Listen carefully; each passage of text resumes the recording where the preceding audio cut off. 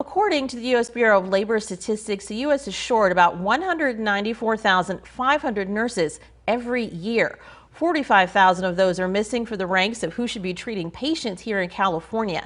This week, a soon-to-be new crop of these professional caregivers will be finishing a very special program at Kaiser Permanente, one designed to put the most skilled nurses in every sector where they're in demand. Nurse leader Jude DeMalo with me now live, along with nursing intern Chloe Plant. Welcome to Fox 40 News at 11. Good Good morning. morning. Chloe, let's start with you. Real Clear Health reports that almost 40,000 qualified applicants don't get selected for nursing school in California every year. You made the cut. You're about to finish this rigorous internship. Why did you want to be a nurse? I have a really personal connection to nursing. I was a caregiver for my grandmother for years, and I think it's a really special opportunity that we get to be there for people in their most vulnerable moments. Well, I'm sure any patient of yours will be happy to have heard you say that. This internship that you're in focuses on the realities of clinical practice, which are sometimes far from the, pie in the sky aspirations we have about the careers that we choose. We're talking about putting in catheters, administering medication. Chloe, what's been the biggest thing that you've learned about yourself in this role during this process? I think the main takeaway from me is that there is always something to learn in nursing and in every other career. So I try to make the most out of my connection with the patients and just build upon my skill set. Jude, describe more of what this kind of work study program entails. So the Kaiser initiated program that provides the opportunity for students like Chloe the first-hand experience on what Kaiser's model of care is, which is providing excellent patient care to every patient, every moment, every time, which allows our patients and our members to thrive daily. California.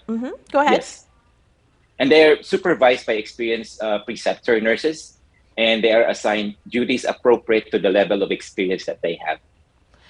California has the highest average salary really globally for nurses at $120,000. Still, there's trouble recruiting, there's trouble with burnout and retention. Jude, why is this kind of training critical for the nursing workforce?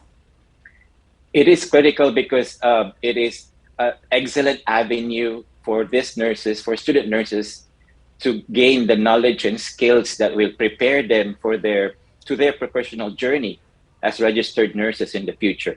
It is the passing of legacy of the nursing workforce right now to our future nurses that will take care of our patients in the future.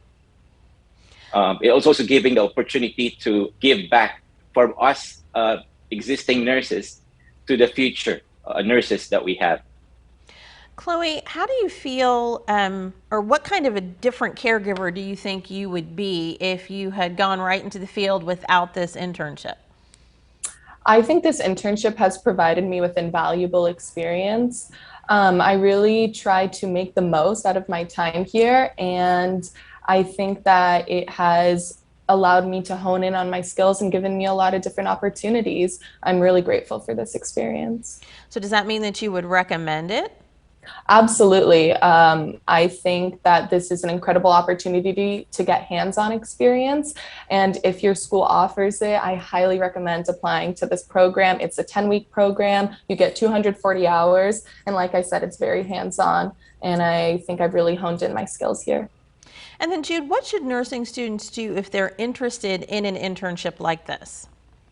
So they should reach out to their schools and find out if they have the opportunity or to apply for the nurse internship program. As what Chloe has mentioned, it is a very competitive program. So if you're interested, please reach out to your respective schools and try your best to get into this program. Now, Chloe, you've given this a recommendation, and you said that the training has been invaluable, but we know even when we're training for something that we really, really want, really, really believe in, they're really difficult moments. So what did you find to be the most difficult part of this course? I think it can be a challenge to be in a new environment, and we're faced with various different clinical experiences and different patient scenarios. So it's all about really taking the time to process what you are learning and take in that constructive criticism and try to just build your skills. It's all about being open to that and just making the most of your time there. And then for either one of you, I still think, despite the fact that even just during COVID, if you're going to take that as an example, all of us got to see what nurses were doing in terms of being with people in those last moments, trying to connect them with their families when people could not visit folks. But I still think there's the stigma of, do you want to be a nurse or do you want to be a doctor? But this is a huge field, just the field of nursing. Do you feel like that stigma is changing or the perception is changing out there, Jude? So nursing is a very broad profession. There's a lot of things that you can do. And it is, I think, one of the best decisions that I've made in my life. I wanted to be a doctor, to be honest with you.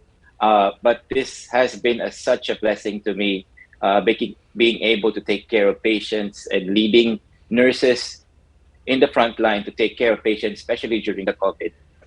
Alrighty, thank you so much. Obviously, you said you had thought one time about being a doctor, but decided to stick with nursing, and now you're teaching other people to be nurses and all that that can mean, including Chloe. Thank you so much for joining us this morning, both of you. Thank you. Thank you.